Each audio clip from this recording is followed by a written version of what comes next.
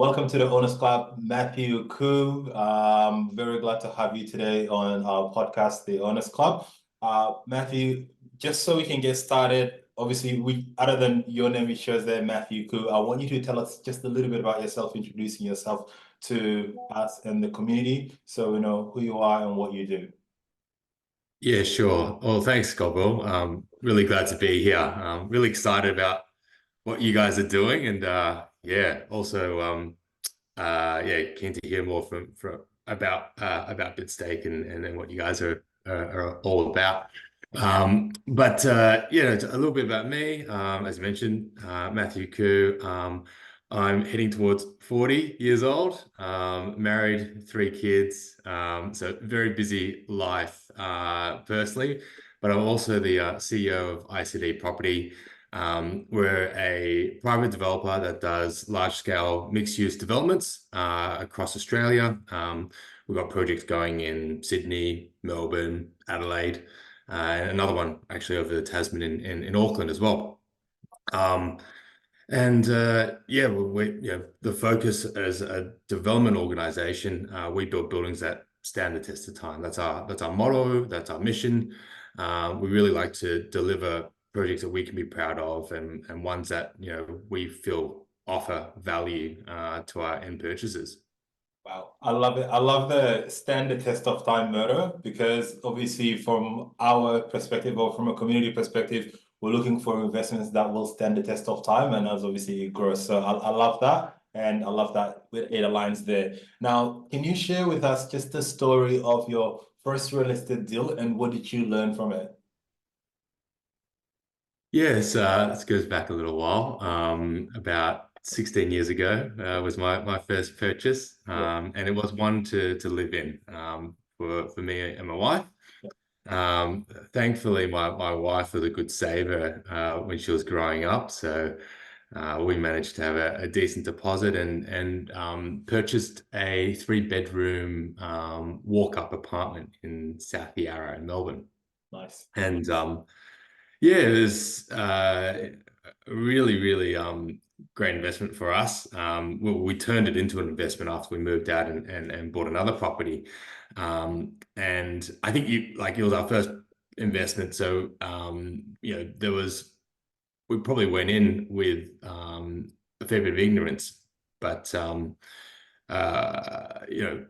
it was a really good investment in the sense that when we turned it into an investment, we realized it was also a property that a lot of people wanted to live in. And I think the key to that was what really drew us to that property and why I think other people really liked it as well was it was 150 meters away from the train station. Nice. And walking distance to Chapel Street, which is where all the Restaurants and cafes restaurants. in Melbourne. Yep. Yeah, exactly.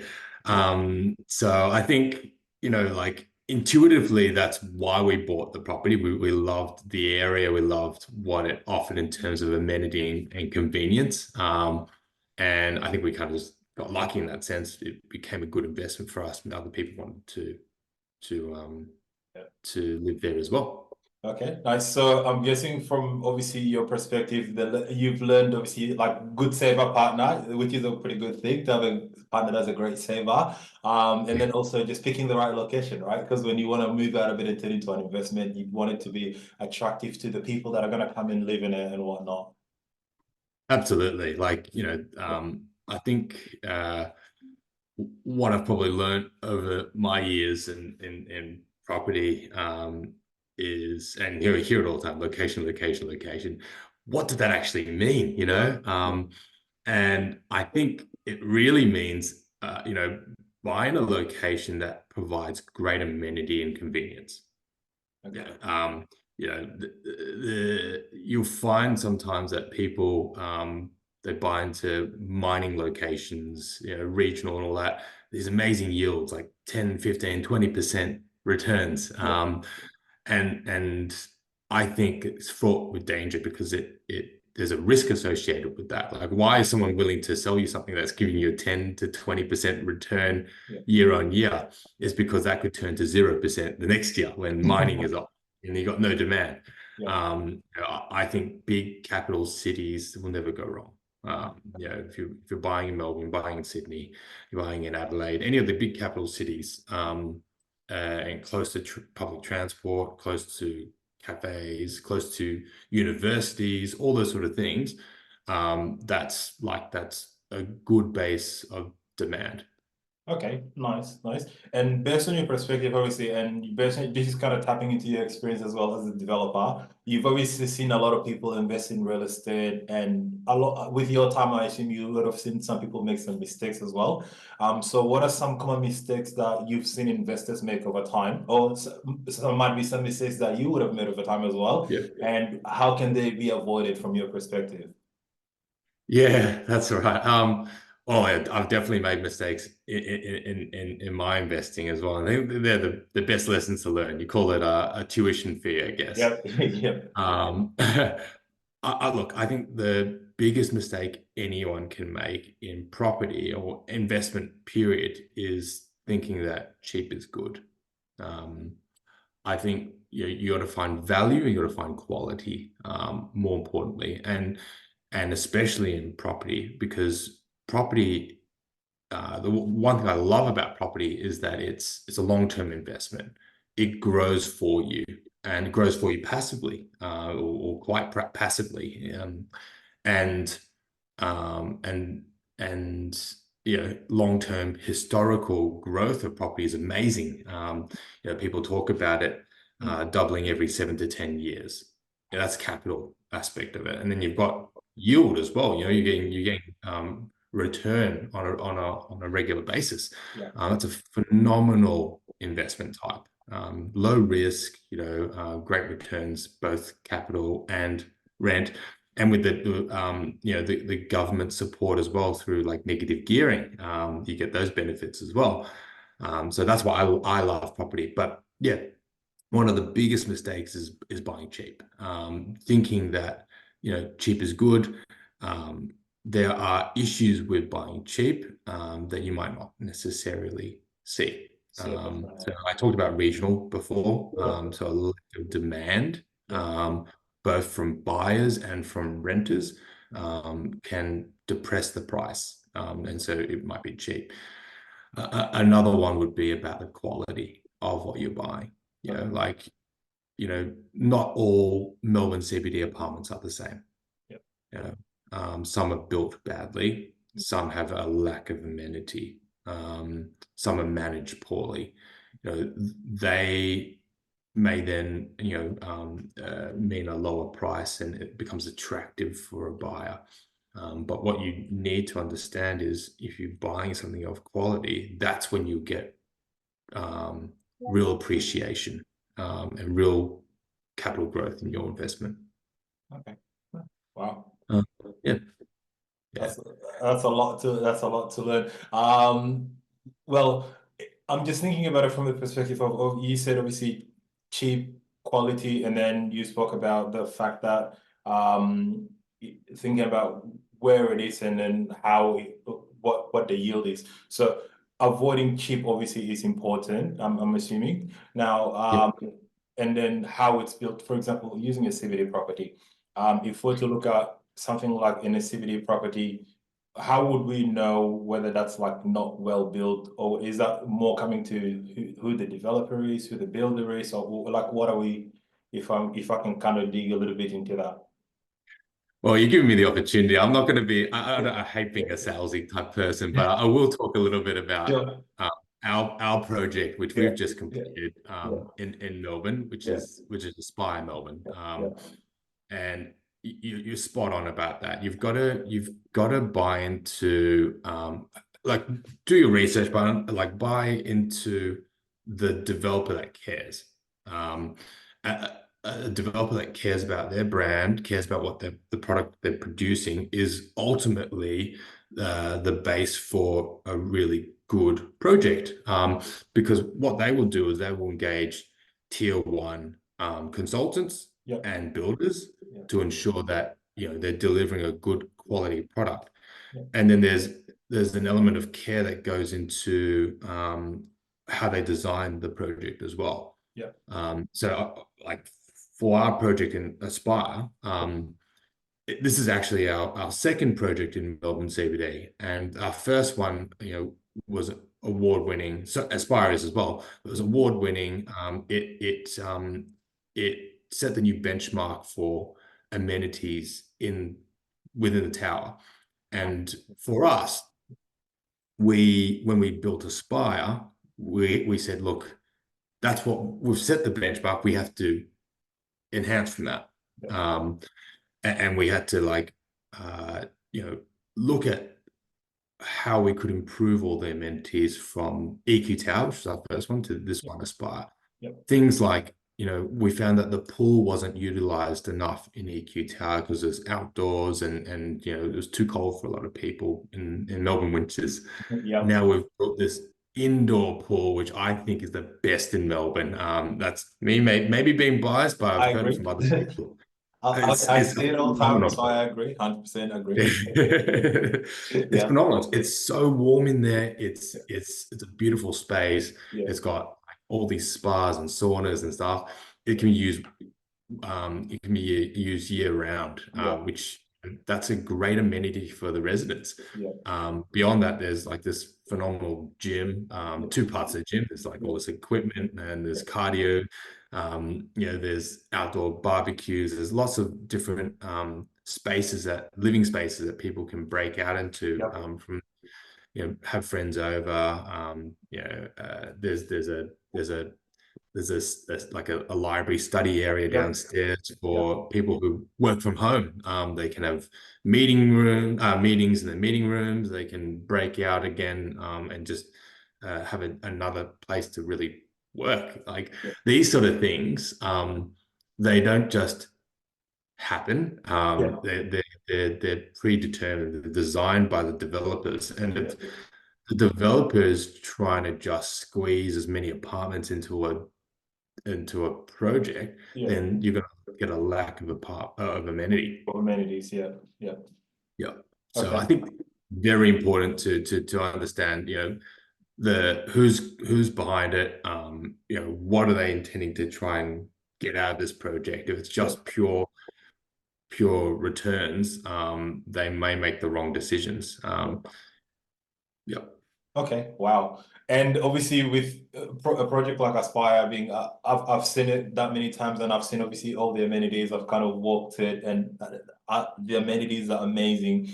The apartments are also really, really spacious compared to obviously other apartments in the area. And if I'm to look at it from an investor perspective, I'd be looking at it like, I want something that's obviously spacious, and I want the amenities to be pretty cool, something that would be used, and that way it retains the value of the actual property. That would be my perspective as an investor. And clearly, as a developer, you've put a lot of thought into what amenities are there, will they be used, clearly learning from obviously your previous projects like the EQ Tower, and then having a look at the fact that if the pool is outdoor in Melbourne winter, it won't be used, but if it's indoor and it's heated and then it's coupled with a sauna next to it and a steam room and like your outdoor spas and like all these things, it will be warmer, it will be more used. And then like I love that you've put obviously all these thoughts into a project like Aspire, and then obviously the reason why I love the Aspire project is also it's obviously the first project that we've put on the platform for the community. And I wanted to ask you the question of like, why did you want to put it on the platform? It's probably what was your why? For a very long time, I have, I've wanted this idea of fractional ownership in property. Property for me has always been the best investment type. There's shares, there's bonds, there's all these sort of things, right? But the one issue with property is that it's very illiquid. It's illiquid for a number of reasons. There's a big entry price. Like for a lot of people, that's a barrier. You need a lot of money in order to buy a property. And so people go into shares and things like that. But like, and then there's also the idea of being able to transact it as well. Like, so once you buy a property, if you then want to sell it, the next buyer needs to pay this massive, transaction costs, stamp duties. And so for me, like this idea of being able to create um effectively a share market for property. Like it's breaking it up so Yeah. people can invest in this asset, which I love. Yeah. And that's that's what this idea of fractional investment does. So you get all the benefits of property ownership, Yeah. but you don't need to have a whole lot of money to do that, to start it off. Yeah. And I'm a big believer, once you've started investing in property, you're going to get the property bug. And you're going to want to invest in it more, because Yeah. it's a physical asset that allows you to like, I feel it's simple to understand. Yeah. Like shares, to understand what the company does that you're investing in all different industries, it's really complicated. There's a lot of people that go in behind that to make a company work. But with property, like, everyone lives in a house. Yeah. They live in a property. Yeah. They sleep, they eat, they understand They what four understand. walls Yeah. is. Yeah. They either own it or they rent it. But people intrinsically understand Yeah. property. Yeah. And when I found out about Bitstake, it was really exciting to me, because and I really want to be part of this, because I think this is such a good thing for the community, for the market. And that's why, for us, like, launching Aspire on here, we feel like, look, we want to give a really good offer Yeah. to people, lots of really good value. And the honest truth about it is, if this kicks off, this is really good for developers too, because what the community might not understand is, when property developers are trying to sell, they engage sales agents. And when you engage sales agents, you've got to pay sales commissions. Yeah. So there's a big transaction cost there as well. And if we're able to instead offer better value Yeah. to the community, Yeah. like, I feel better. I feel that, like, they're getting full value of this property. Yeah. And then what it means is, well, if it really takes off, it's going to be quicker for developers to sell the properties, which is better for everyone. There's all this talk about the government adding all these new fees and stuff for property into the future, and to try and create affordability. Not true. It's going to just jack up the prices.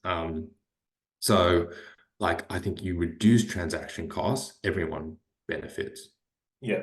And also, obviously, like, you, with reduced transaction costs, it allows all the investors to still have the actual benefit of the real asset, which is obviously there. It's on a lease, someone is paying the rent, which becomes the AQY, which is the return year on year. And then obviously it's there, it maintains its value, or it goes up in value. And at the end of the day, it's an asset that's there, it's tangible. Like, they can come and have a look at it if they want to. So I love the fact that obviously you thought about that as well. And the reality of it is, I'm excited to see obviously how Aspire does and what the community will think of it. And let's see how this one goes, and then we'll look at the next one. And I know you've got a lot of projects in the pipeline, and we'll discuss that when the time for that one comes.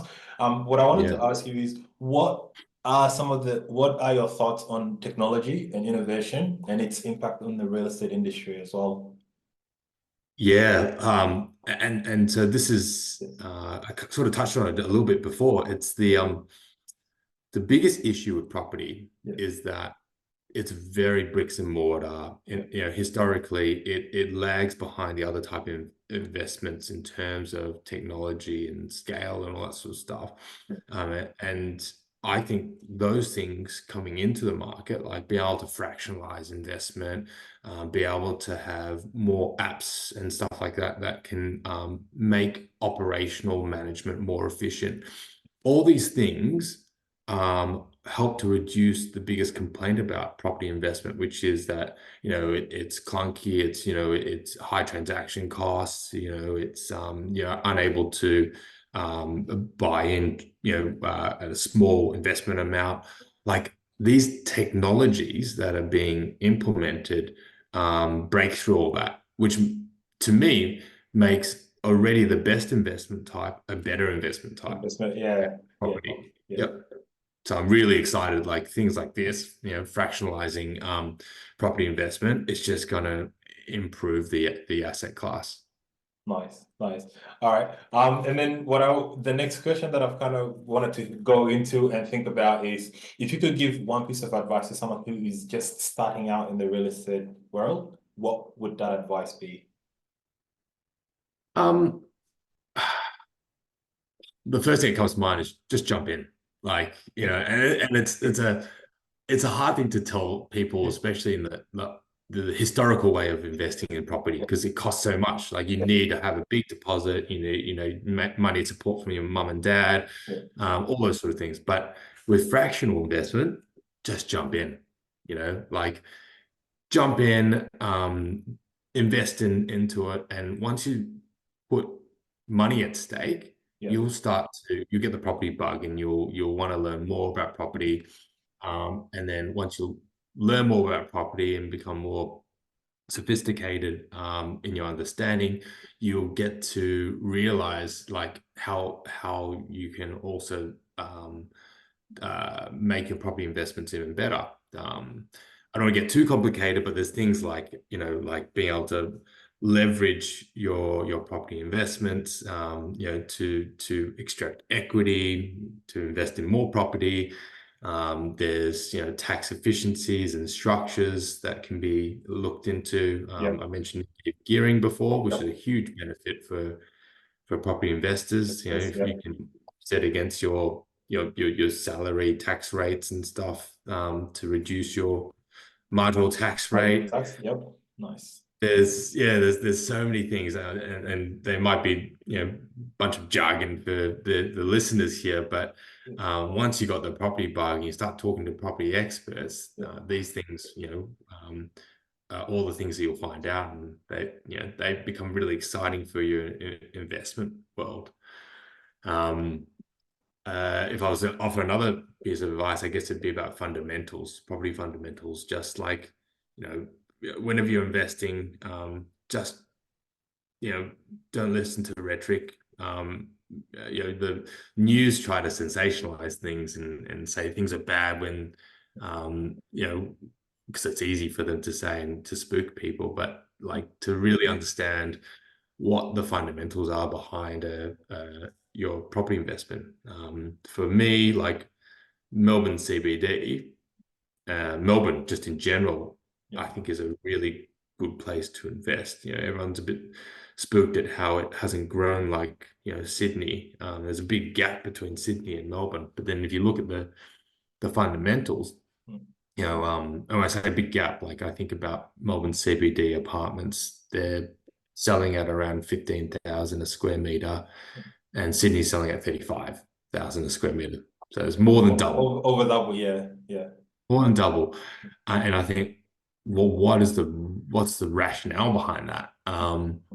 And the news will say, Sydney isn't a good investment. So Melbourne isn't a good investment. And I'm like, but wage is only 10% less in Melbourne. Really, the fundamentals are that, we've had a lot of supply in the past, and that means there's a supply-demand imbalance. But now there's a lot of demand, there's no more supply. What do you think is going to happen to prices? Eventually it's going to go up, and it's going to go up. Yep. So like things like that, it's really understanding what are the drivers and what's going to ultimately happen to your investment. And you look at all the institutional players. When I say institutional players, these are like big corporate listed companies. They're buying up a lot of Melbourne Melbourne. because they realize that there is this gap and Melbourne apartments are going to go up substantially in the next 5 to 10 years. So they're making their long-term play in Melbourne. Wow. Yep. Wow. Yep. Okay. And I was gonna say, so what do you think are then the most important investment decision drivers, or what are the most important drivers to decision making when someone is investing into property? So you've mentioned institutions. What do you think is the biggest, probably, I don't know, driver to them making that decision? Would it be the price appreciation in Melbourne, the opportunity in Melbourne? Because I think based on obviously the wisdom of the institutional investor, I think the community would benefit from, or would want to learn how they do it, because at the end of the day, we're in the same world, but we're doing it at a different scale, if that makes sense. So yeah. Look, I think what I mentioned earlier, just fundamentals, like that's the key, right? Because your macro and micro fundamentals, if you're investing in property, ideally you're doing it for a long term play. And you want to know then that there's going to be an upward trajectory in that investment. So property fundamentals is number one. I think, for any, and I'm not a financial advisor, but any financial advisor would say, like, you've got to understand. So the second piece of driver would be like, what do you want to achieve out of the investment? So some people have a high salary, and they want to offset that with negative gearing. So property is a good investment. Some people are at a stage of their life, they're retiring and they want high income. Like, you got to understand what your goals are in investing. But for me and my personal circumstances, I want negative gearing, I want some income, and I want capital appreciation. And that's why property is, a really, really good asset class to achieve those things. And the third, like, when you're actively purchasing something, you want to know, like, that you're getting good value, right? So just understanding how does it match against market price. Like, you don't want to, like, it'd be nice to get an absolute steal of it, but really, like, if you're in it for the long term, market value, just make sure you're getting, aligned with market price. Market price. Okay, no, very nice. All right. Well, speaking of markets, now let's talk into what do you think? And we've touched on this a little bit earlier, but obviously, fractional ownership is a whole new market that we're opening up, and we're kind of just trying to see the uptake on it and the community and whatnot. And there's a lot of interest all around the world in kind of that market. And we've touched on it a little bit earlier, but I wanted to ask you again, and just circling back into it. What do you think are the advantages of fractional real estate ownership? Yeah, look, I think it opens up the doors for so many investors that otherwise couldn't invest in property. Like, we're turning, an opening, like a minimum purchase price from $500,000 to maybe $500. There's such a difference in terms of the barriers to entry to invest in the same product. Just owning a smaller stake of it, that's really exciting. And then once you own a property, why you don't see a lot of trading in real estate is because it's really cumbersome. Like, it takes a lot of time for someone to appoint a sales agent, get contracts drafted up and all this, and market the property, and then find one buyer to buy this property. Like, it's a lot of effort, both from a vendor's side and from a purchaser side. But for a fractional ownership, there's reduced difficulties when trying to transact. In and out of it. In and out. Yeah, you got a price there, it's set. You can just sell it whenever you want to. Like, that's what's the benefit of share market, but you're getting it in property. So, and that's obviously with really blockchain technology, the other advantage is it's also put it quickly. Like, you get in and you can pretty much get out in cash out within a day, and like that money is back at you. So even I know with the share market, you've got the whole T+2 or whatever. It's your T+2 for settlement, whereas with crypto, it's pretty much almost the same day, and you can have it into stable, and you can use it almost immediately. So that's a yeah. Yeah, exactly. That's what's, so it's even better than share market if you think of it from that perspective. More liquid. It's more liquid. That's yeah. So to me, that's the crux of the advantage of it. And yeah, it's really, really exciting. I'm really hopeful that it kicks off, and people see this as the new way of investing in property, especially. Yeah, I was actually having a chat with a mentor. I'll share these here as well. I was having a chat with a mentor on Wednesday, and he said something that was very interesting. He said in the future, give it like 5-10 years from now, you'd be driving past a building, and you'd see in the building there'd be obviously a bit like a poster or whatever with a QR code saying if you want to own a fraction of an apartment in this building, scan a QR code, and then you scan a QR code, and you basically go in there, create an account, KYC, and buy your little block of like whatever your fraction of an apartment. And then let's say you're driving past the same building, and you're like, I want to get a little bit more because I like the rental yield, and you buy a little bit more. And then let's say you go past another building, you go, I like that one more, so you sell this and go get the next one. So he's mentioning like this is obviously I think where the market is going on, and we're betting that this is where the market is going, and this is why we're very, very excited about it.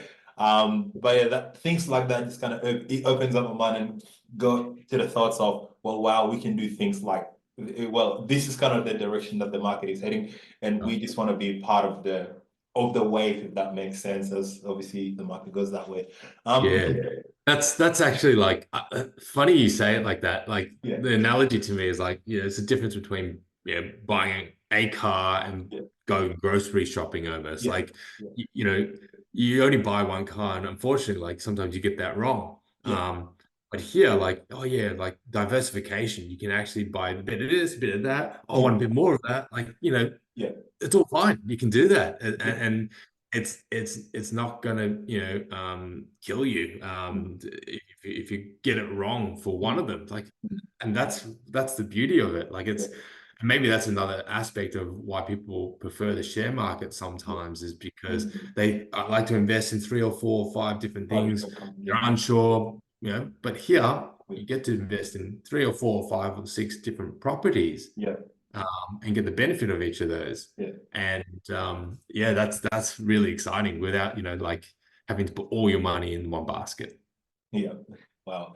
No, very nice, very nice. Now the next thing that I want to go into is networking. Now, obviously you have a pretty massive network, and I was gonna ask, what is important in real estate networking, and what are some strategies that you have used to build a strong network or professional network and relationships?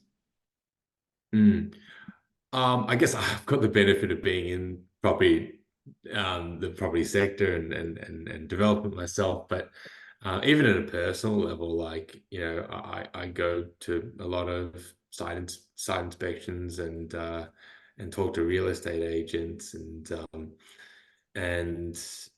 like all these things sort of have built my community, and there's so many different facets to property, like there is anything, right? Not everyone knows how to design. There's designers, there's architects, there's interior designers, there's people that understand planning, there's people that understand the market, there's people that just do pure research that look at supply demand, all these sort of things. Like you could spend all your day trying to learn every aspect of it, or you could talk to an expert and they can tell you what they're passionate about and what the crux of what you can get value out of them for. Having a network of property experts is really, really important, because you get so many ideas and strategies. We talked a little bit about tax efficiencies, negative gearing, those benefits.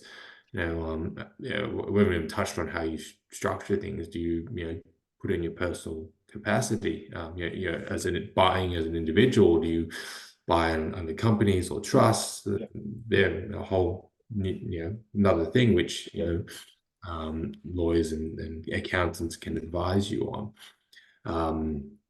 There's, like we talked about, market experts as well, understanding various suburbs, what the benefit of, different suburbs is, what the key drivers demand. Property is very location specific, so everyone is an expert of their area. So yeah, like there's, that's once you get the property bug, Yeah. you'll keep speaking to these people and you'll learn so much, and it is really, really interesting. Okay. Wow. Very nice. Very nice. All right. Now let's go to the fun bit of our obviously our podcast. What I want now, what's your favorite city to own a real estate on? Melbourne, hands down. Very nice. It's been one of the most livable cities in the world for a very long time, and for good reason. Very few cities have all the best sporting arenas, recreational parks, employment, nice people, all these things, Yeah. all in a very close proximity. Yeah. So yeah, like Melbourne for sure. Melbourne. All right. Very nice. Houses or apartments? And this is almost a trick question. I love both, but for Yeah. now, I'd say apartments. Apartments. Okay. The reason being is there's a massive gap between houses and apartments in terms of price points. And that gap over time closes because of affordability. So as houses become too unaffordable, more and more go into apartments. And so the demand goes into apartments, and there's no new supply, so that the prices will push up. Okay. Oh, very nice. And then mortgage or fractional ownership?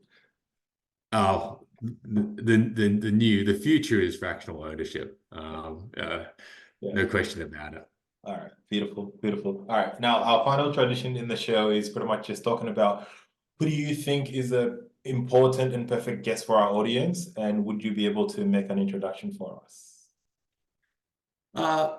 Yeah, I think it depends on at what stage the community is at, but the idea of negative gearing is something I mentioned to you offline about. Like that's a huge benefit of why I invest in property. So and one of the preeminent providers of depreciation reports is BMT, and Bradley Beer is the person that heads that up. Yeah, I reckon I could reach out to him and get him on the podcast if that's something of interest to the community. Awesome, awesome. Well, thank you so much, Matthew, for your time. Really appreciate it. We are glad, obviously, that we get to hear from you and learn from you with your wisdom and knowledge in the real estate industry. Do you have any final comments that you want to share with the community, or anything you want to drop in? Absolute pleasure being on, Godwill. And look, my one closing remark is get on it. Like be part of this first fractional ownership of property on the blockchain. It's pioneering something that is really amazing, and I think it's just going to absolutely rock it. So yeah, that's it. Thank you so much. Thank you for your time. I appreciate it. No problem, mate. Take care. Thank you, Matt.